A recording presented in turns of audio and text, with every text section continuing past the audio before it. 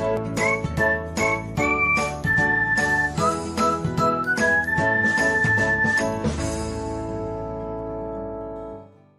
everyone, welcome back to another episode of Technologyglance.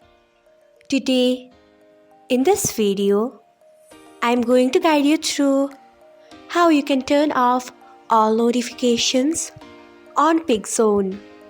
So, let's get started. Firstly, open Pickzon app in your device. Then tap on three lines icon. Next, tap on notifications and settings.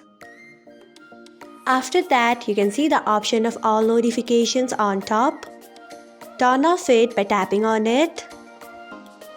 So, this is how you can turn off all notifications on Pickzon. Thanks for watching.